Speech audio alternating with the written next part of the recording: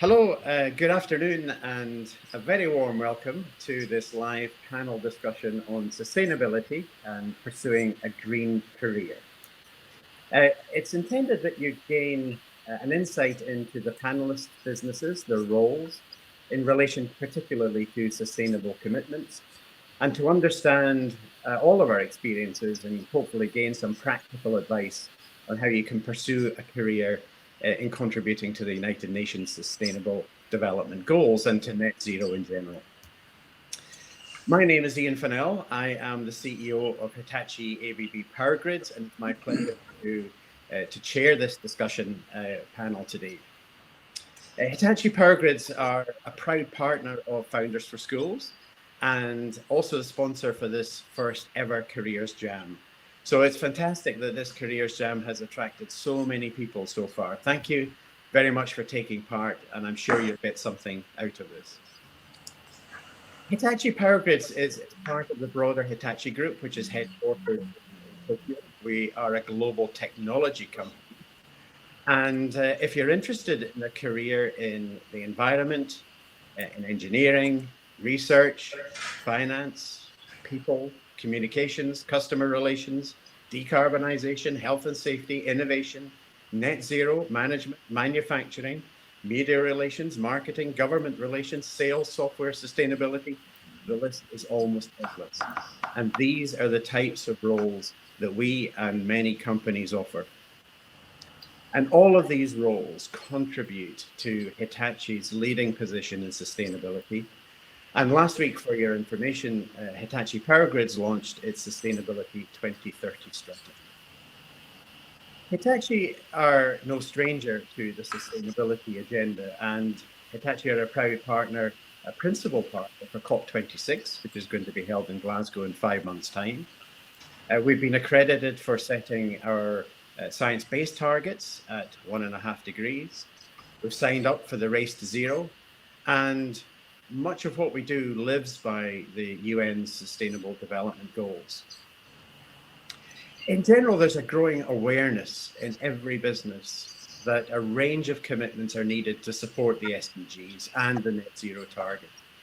And also a recognition that the passion of Generation Z is to make their careers matter, your careers matter. And in a world where electricity will be the backbone of the energy transition, and it's viewed that electricity consumption will at least double by 2050, Hitachi Power Grids is at the center of powering good for a sustainable energy future with pioneering and digital technologies to enable a stronger, smarter, and greener grid. The transition to net zero is so exciting, and you all have a fantastic opportunity to make a real difference in this net zero world. And that's why I and the panelists are so committed to getting involved and supporting you. So as part of this panel session, can I encourage everyone to use the chat function to ask any questions, and we will try to get to as many of them as possible through the limited time that we have. I'm delighted to introduce the panelists to you. Dr. Jonathan Milner, who is the chair of the Evolution Education Trust. Ashley O'Neill, Senior Energy and Compliance Manager for Engineering Operations at Hilton. And Helen Wilson, the Corporate Responsibility Manager at Rathbone. So I'll take it in turns. I will ask each of the panelists to give a brief introduction to themselves, maybe telling us a little bit about your role and your business, and how you came to pursue a career in what is such an important part of protecting our planet. So, Jonathan, can I start with you? Yes, no problem. Thank you, Ian. Lovely to be here and welcome everyone. My background is biology, so I started my career in biology, taking a biology degree at Bath University. And then I specialised in molecular biology and did a PhD at Leicester. And then from Leicester, I did a couple of postdocs and ended up at the University of Cambridge working on breast cancer research. And this was when I was sort of in my early 30s, and I had this idea then for a business inspired by, at the time, a company called Amazon, which nobody knew about, but this was back in 1998. And cut a long story short, I started a business where you could buy antibodies online. Antibodies are used for research, diagnostics and therapeutics, and my business is involved in the research part of it, but increasingly in the diagnostics therapeutic part. Anyway, that business did spectacularly well after a couple of years of ups and downs and all the usual, startup adventures, which I haven't got time to go into here, but if anybody's interested, then let me know. And eventually we got that onto the stock market in 2005, and that enabled me to actually make enough money to pursue two of my passions. One of them is life sciences, and obviously inspired by outcome. It's drug discovery, it's rare disease, improving human health. And then the second one is my philanthropy side of things. So I have my own charity called the Evolution Education Trust, and this gifts into three main areas, which is the human health, the education, and then which is where I'm involved heavily now, which is the conservation and the rewilding, the sustainability, the net zero, all of those things why we're here today. So my story there is that I started to work with a charity called Galapagos Conservation Trust back in 2010, and then from that grew my interest in rewilding and in conservation. And I've ended up working with a number of organisations. One of them, I'm an ambassador, as you can see, Naturalist Museum. Work with them. I work with Kew Gardens. I work with Rewilding Britain, and I'm really, really proud to say that I've also had the privilege of working with David Attenborough. So David Attenborough contacted a number of people, including myself, a few years ago, and said, I want to do a story of my life, a life on our planet, as it's become known. It's now out on Netflix. And my charity then kick-started the funding for that, and we've got that film made, and then that's released now on Netflix in conjunction with the World Wildlife Fund with WWF. And from that, there are two messages, I have to say, from the film, which if you see the film, it's quite hard to watch the first half of the film, and it's a bit sad. But then, so David ends with a very positive note and says, look, we can do something about this. There are two things we need to do. We need to go for zero carbon, net zero, and we need to rewild, we need to biodiversity, we need to conserve. So those are the two activities really that we need to do. And that's how I've got involved with charities such as Rewilding Britain, and involved with large rewilding projects in the UK as well as in Galapagos, etc. So that's enough about me. Thank you, Jonathan. Yeah, I'm sure there'll be a whole range of questions will come out of just your background there. Thanks for that, Jonathan. Ashley. Yeah, thank you for the introduction, Ian, and thanks, Jonathan, for your very, very interesting background. Not sure I can quite meet up to speaking to David Attenborough directly and working with him, but I'll give it a go and give some of my background. So I work for Hilton Hotel Group as a senior energy and compliance manager, and I've been with the company for 5.5 years. I actually started straight from university where I studied meteorology and climate science, and within that I did an industrial placement in energy price statistics at the Department of Energy and Climate Change, now known as the Business and Energy Industries. So yeah, very varied backgrounds. I think when I was in school, I was really passionate about geography, but I also really like maths and science. So I wanted to choose a degree that could combine all of my interests, and that's why I chose meteorology, and I studied at Leeds University. So it was a very, very small course and very specialised.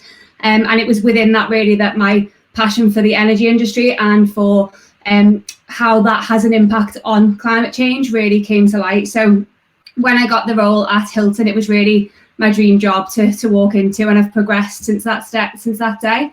So part of my role is looking after energy procurement and contracting across over 250 hotels within the Europe, Middle East and Africa region.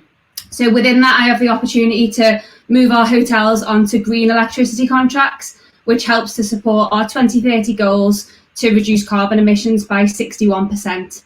So as you know, we've mentioned, we have got such a responsibility, and you know, Hitachi are doing some great things as well, but Hilton actually are one of the end users with a really, really large carbon footprint. So everything that happens at our hotels, you know, every guest that stays, every room that's powered, that's air conditioned, every meal that's served, that all has a carbon impact. So it's really key of our focus and our strategy on how we can mitigate that.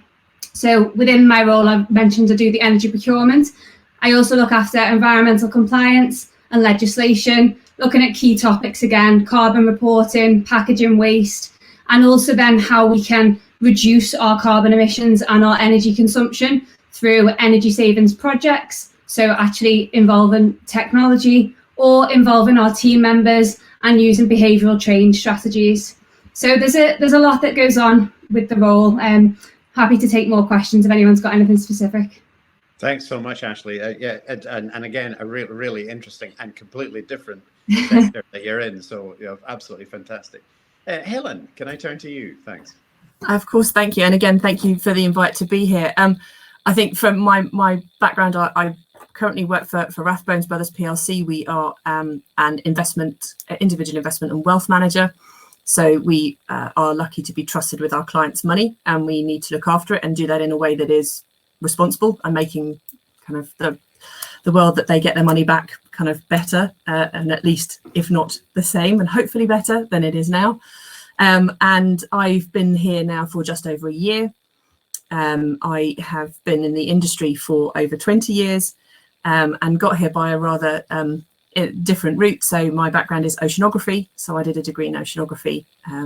I was determined to be an accountant when I was 16, and then did my work experience in an accountancy firm and decided that wasn't for me. And so went quite a different route into oceanography, and then undertook research after my degree, and really there discovered that it was people's behaviour that was driving some of the challenges that we were facing as a society and that were challenging the planet. I then went to study psychology to look at how I could maybe play into this and what I could do to help. And then did a master's in environmental technology, specialising in business, because again, I'd seen the role that business has to play in participating in these conversations, the role they have in working with their partners and their supply chains, and kind of with governments to try and drive these behaviours. And I think for me, I was lucky enough to be involved in my previous organisation when the SDGs were being kind of redesigned after the Millennium Development Goals. And it was really clear that finance had a role to play and needed to be part of those conversations. And so I'm now kind of in-house in a finance organisation, working with colleagues who kind of work with the companies we invest in to make sure that they are doing what they say they do, to make sure they are challenging themselves, and to make sure that kind of as an investor in them, we take our role very seriously. My role is from the PLC perspective. I oversee our responsible business program, which looks at the impact we have as a business. So kind of we have a relatively small carbon footprint, but again, the responsibility for us sits in our investment portfolios. We map against the Sustainable Development Goals, so we look at that, and we are trying to understand again the impact we can have both as a corporate and through the investment portfolios. And kind of I take a lot of my time is taken up with answering questions about how we're doing it and reporting externally on it. We have kind of a number of ways that you can get into Rathbones, and again a number of jobs. You don't have to be kind of financially competent or confident, I should say, to work in Rathbones. We have many different teams like Hitachi, like Hilton, where you can come and do pretty much anything. And I think for me, the thing I found is that there are people in our business who've moved around into different roles and used that experience. So again, find something you're passionate about, I think, is the thing that worked for me. And that's what's led me to my role and within Rathbones. Fantastic. Thanks very much, folks. And I think there's probably something in common for all of us that we started doing something and then ended up doing something different. And so if there's only one thing in common, it's maybe don't do as I do, or don't do as I did. But here's some careers advice. And I think if I reflect to my career, I went to university, had no careers advice at all. And if you can hear a buzzer, that's Amazon at the door. Actually, I'm just gonna, Helen, what advice would you give to attendees listening to what's to how to follow in your footsteps or not, as the case may be? I think from my side, it would be find something that you are interested in, study that.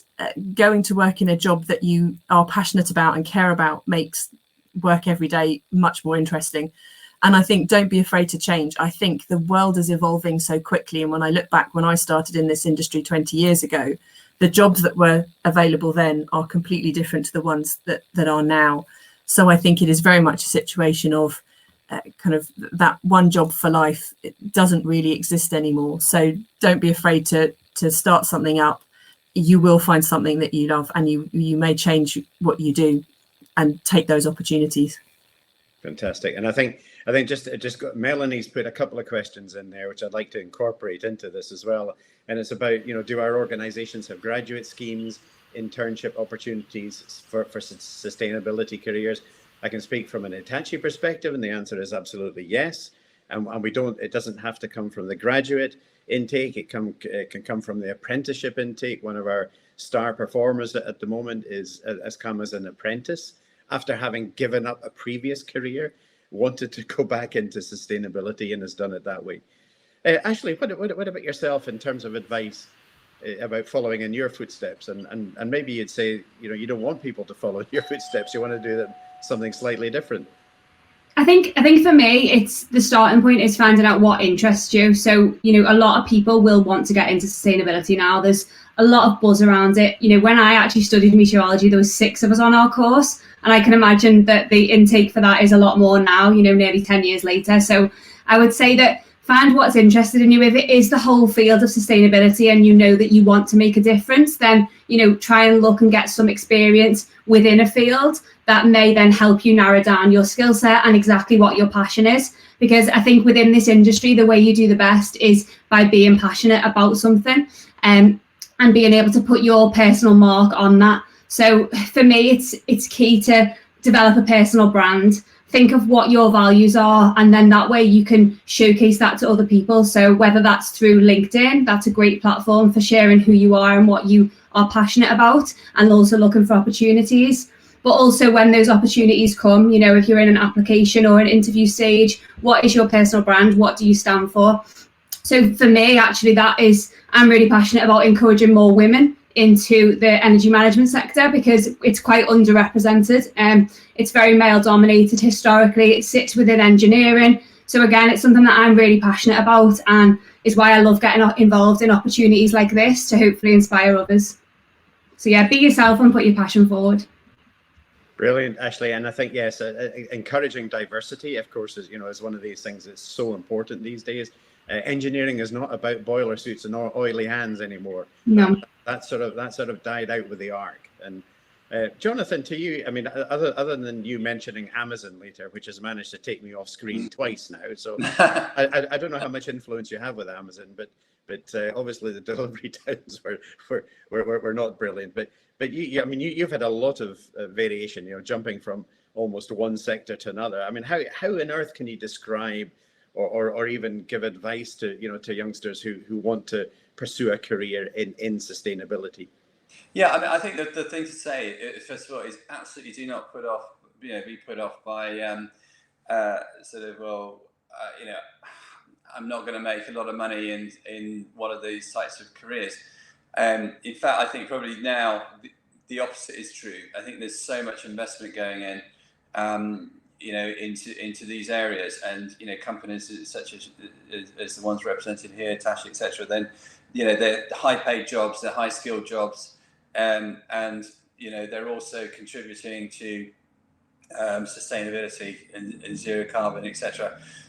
So I wouldn't be put off by that. I mean, what my angle comes at this from the charitable sector, and yeah, okay, traditionally, you're not going to make an awful lot of money going and working, for a charity, but that doesn't mean that you can't go into a business and really make a difference, a huge difference.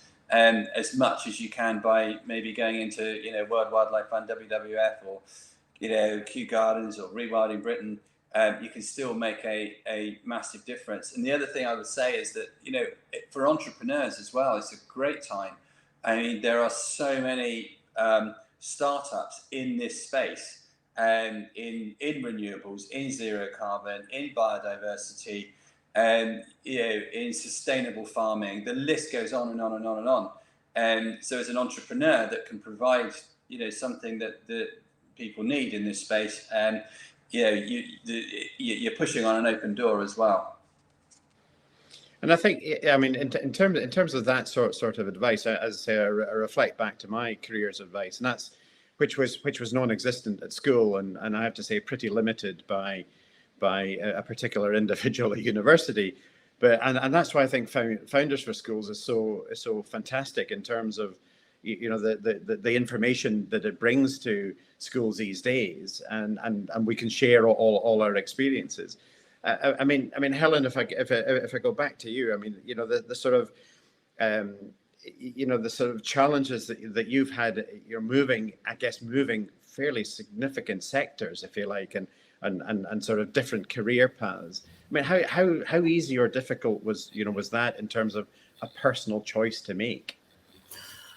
I think it comes back down to what Ashley said, which is the values and the passion. And I think for me, the sustainability and the kind of the change that you want to make can be applied to any sector and any business. I think the questions you ask are the same, the answers will be different. So I think it was really for me about how I could feel I'd made the best impact I could, and could kind of look at my kids and say, yeah, kind of I'm doing something to make the planet kind of as good for you as it was for me. And I think it's really, I think it was just, there were moments when I thought, is this the right choice? Is this going to backfire? Kind of, will I succeed?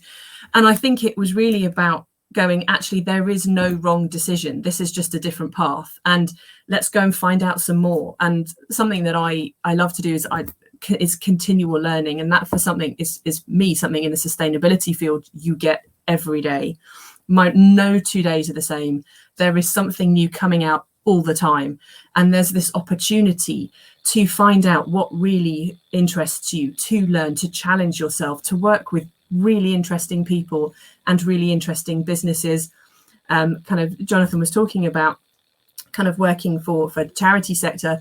There are so many businesses that are also partner with the charity sector as well to achieve the same ends, because we all want the same goals. And I think for me, that's it, is the outcome is the same. It's finding the right business, and it's not being afraid to try something new. But I think that for me is there were moments of doubt, but I don't regret anything I've done, because I love what I do, and I'm learning every day. And that learning, I think, is I mean it's driven by how inquisitive you are, I suppose, and your own personal values and passion. And I love that Ashley's thought that it's about be yourself, and follow what you want to follow rather than follow everybody else.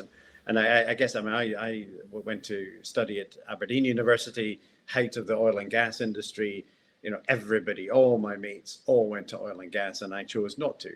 And I think you learn by the decisions you make, and to make sure that the decisions are no regret ones. And I think these days the opportunities in net zero are so fantastically broad. I think as we've all said, it's a very important step to take. Net zero is non-optional anyway. Ashley, what about the challenges that you had from a personal point of view, I guess, in terms of making those fairly significant career choices? I think for me, I always feel like I've been quite lucky, and not everyone has that opportunity. I've always been very, very supported by those that are around me, friends, family. Throughout my career, I've always had people that champion me, I would say. So I have been very lucky in that respect. I think obviously things take time, and for me, one of the biggest challenges working for large multinational company, international company, is that things do take time. You've got to be patient. You've got to just keep plugging away at things. Things don't happen overnight. You're not going to have that big impact that you may get, with a smaller company or things like that. There's a large chain of events that have to happen first to get change, which is obviously what we want in this industry. So yeah, it's just being patient and knowing that things take time, and over time results do speak for themselves. So I think that's probably the biggest challenge.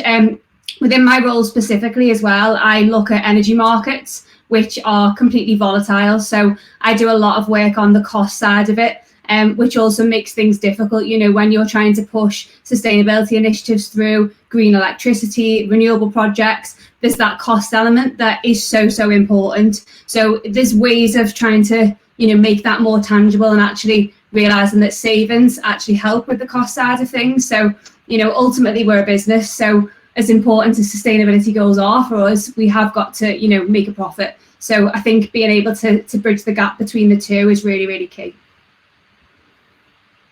Jonathan, you're nodding your head furiously at that. No, I think it's spot on, Ashley. And I just go back to the point I made before, which is that this is the time. I mean, it really is. And, I'll give you one specific example of why, I'm filled with hope. And, this is the time to get into sustainability and sustainable careers. I've been involved with a project down in the Cotswolds where we're taking an area of marginal land and then rewilding it. Traditionally, 10 years ago, this would have been a really, really difficult project because there's so much opposition from the sort of traditional farmers, traditional landowners who say, well, we've got to make money from this land, etc. Now, I speak to landowners, I speak to farmers, and they're saying, actually, do you know what? We're not like this is marginal land.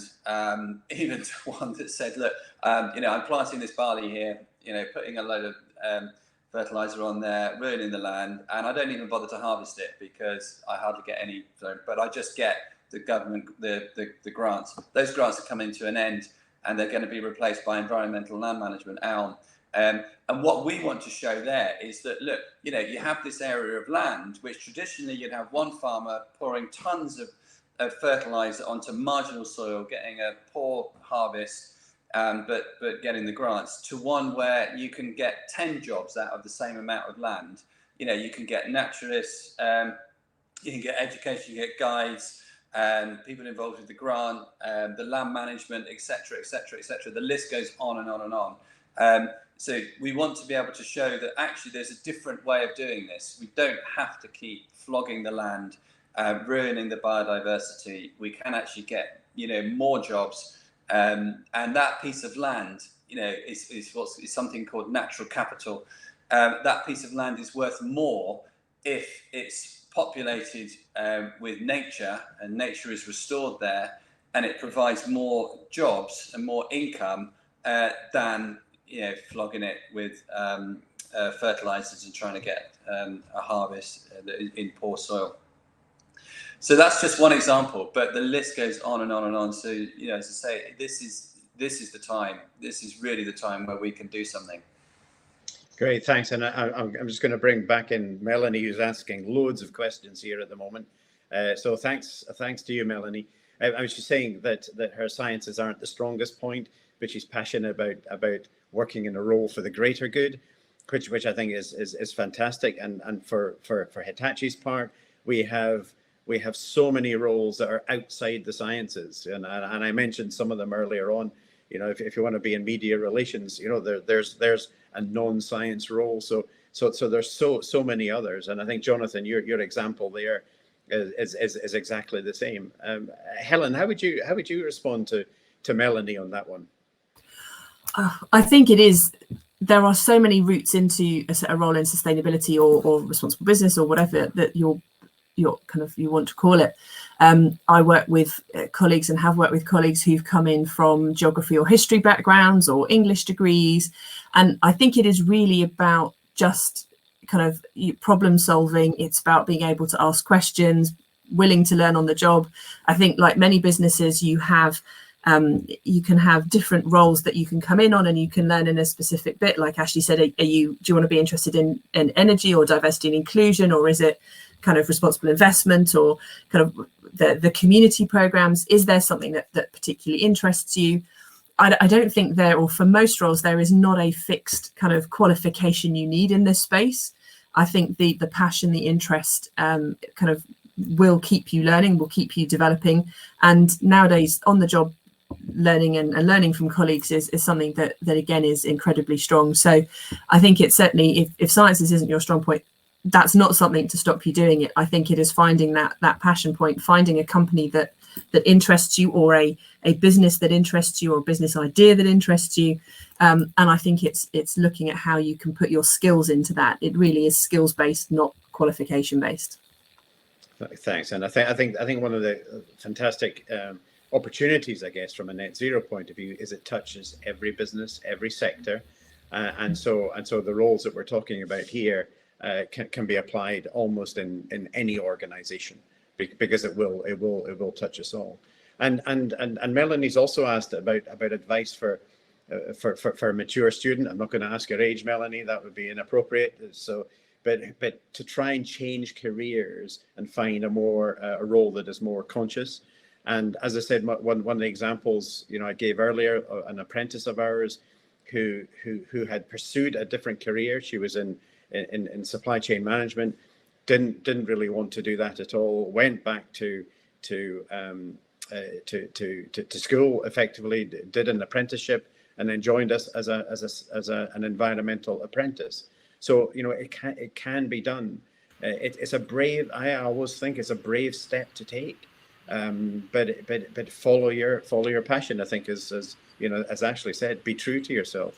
Would you agree, Ashley? Yeah, definitely. And just to add to that, I've got a friend who actually started her career out as an analyst for Auto Trader. It was. So she started as a digital analyst for Auto Trader, but had a real passion for sustainability. So actually, aside from her role, she actually ran a lot of the sustainability strategy for their office from their role as a digital analyst, which was completely separate.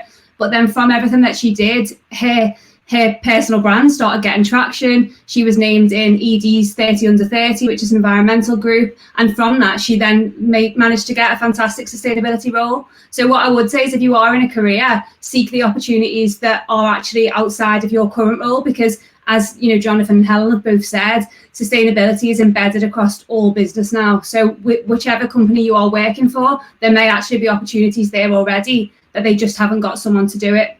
So again, it's bringing your passion, and if mature student, it doesn't mean anything. You're never too late to go off and follow your dreams and do what you want to do. And I think, as we said earlier, there's going to be so many changes in careers. The whole concept of a job for life is being employed for life for sure, but doing the same sort of type of role in the same type of organization is going to change so much with technology changes, digitalization. All these sorts of things will influence the way in which businesses operate. And I think in terms of the sciences, these sorts of things, companies like ours will employ people who have got technical skills for sure. But the important thing is about the flexibility of individuals and the sort of core skill sets. That's about learning, it's about developing, it's about being inquisitive, being interested, wanting to continue to develop. Those are more innate skills, I guess. There's you can teach the technical skills much more easily than you can the sort of key behavioral skills. So we will take people in and retrain them and continually do that, which I think is an important aspect. Jonathan, you're into in terms of some of the rewilding stuff. As I say, 10 years ago, probably the term was barely even coined, but it's something that's growing very, very quickly, and a sector that's being looked at by many investors, many landowners. How do you see this sort of skills developing in that sector? Well, I think the honest answer to that is that we're all still learning. But what I would say is that there is such a groundswell now of goodwill to get behind this. And I think, if you look at what's changed, it's people like David Attenborough saying, hey, this is existential risk here. We do need to do these two things. We've got to get the carbon sorted. We've got to get the biodiversity. We can't keep losing species. And it's all stems from there. How we do that, and what structures we put in place, and what how far government goes to enable this, and companies as well with for instance carbon offsets, biodiversity offsets. That is all to be really resolved over the next few years. But the thing is, it's such an exciting time to be in this field because we don't yet have the answers. This is all brand new. For instance, if you want to take a piece of land in the UK and rewild it, that obviously you can't put bears and wolves back in there. That would be crazy. But you can restore it to nature. But how do you do that? And how do you increase the biodiversity? I mean, these are questions that nobody knows the answer to. And it's not totally intuitive. I mean, we think that the UK is a place where Britain was just one huge forest from start to finish. It wasn't actually like that, and there were areas of sort of open land, open canopy, and you had massive diversity, with these different landscapes. And we're only just learning this, and only just learning how we can actually restore some of our land back to nature and bring the biodiversity back. And it's just a massively exciting time to be involved with it. And I think if you're in a sector that's learning, then there's no developed skills. There's no developed wisdom, I suppose. You're continuing to take people in, and everybody's learning together. So that's exactly right. There's no sort of structure in there. There's if you've got an inquiring mind, and then and you want to help in sustainability, then this is the path for you. This is the time. This is the time to get involved. Mm. And Jonathan, just sticking with you, just a final thought in terms of careers advice for everybody who's on the call.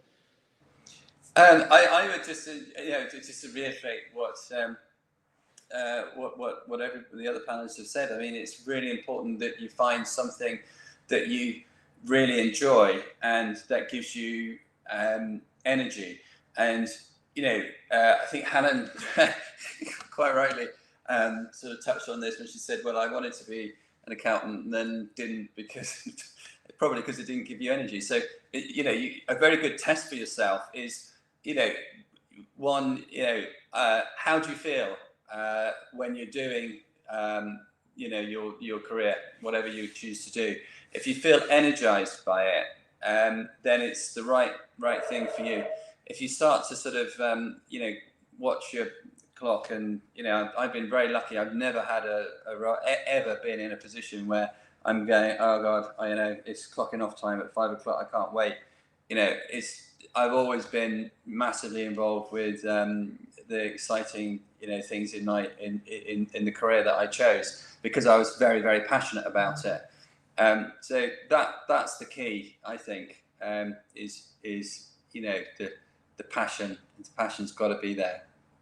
Fantastic. And the only time I have to watch the clock is in sessions like this, because we get turned off if we carry on too long. Helen, the concept of maybe try before you buy, try the career before you commit. Is there an opportunity to do that? And what's your parting advice to everybody on the call?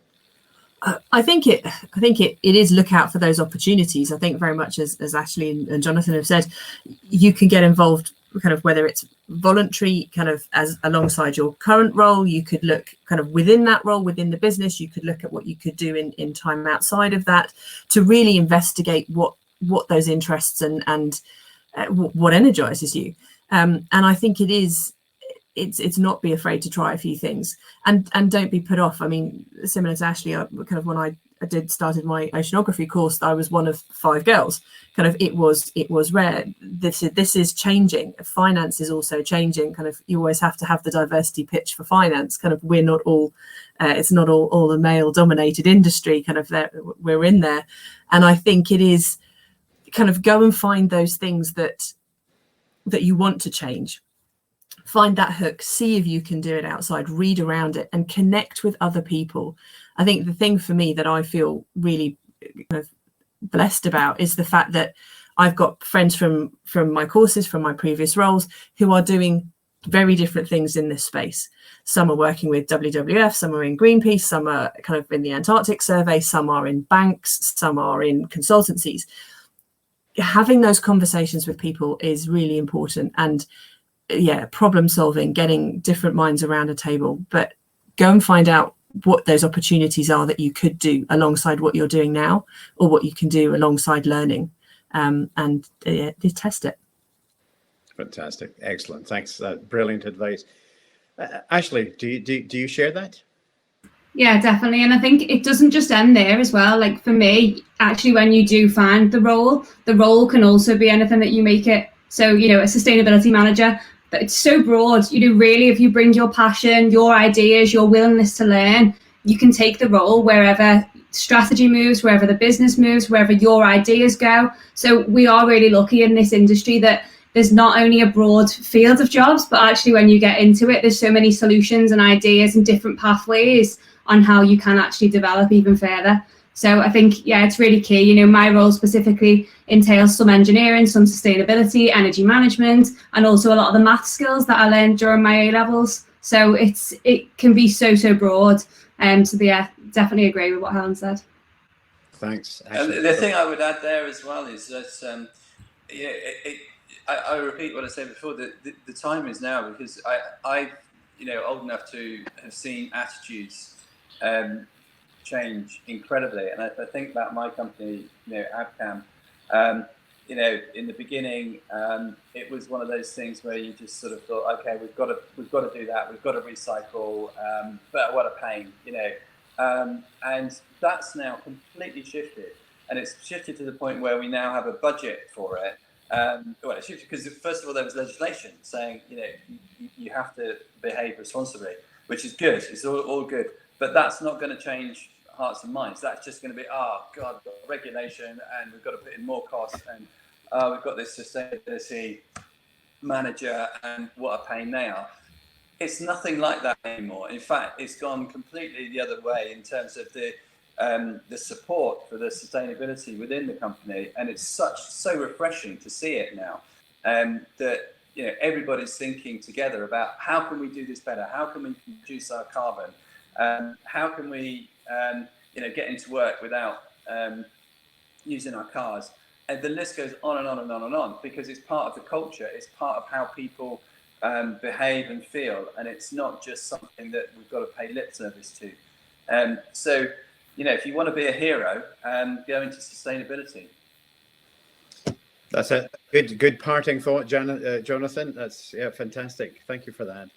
And listen, thank you to Jonathan, Ashley, and Helen for joining. I hope you found the session useful. Can I just remind you that if there's any unanswered questions, they'll be shared on the platform, and that will be accessible on demand until September. Ashley's also going to be available to answer questions on the Hilton booth in the employer zone, so please check in with her. And my team will also be there from Hitachi Power Grids. I hope you got something good out of today. I do recognize that really everybody in this career jam, at the moment at least, represents 0% of our workforce today, both in all our businesses. But I can assure you represent 100% of our future. So I wish you well in your careers, and thank you for attending. Thank you. Thank you. Thanks, Ian. Thank you. Thanks, Ian.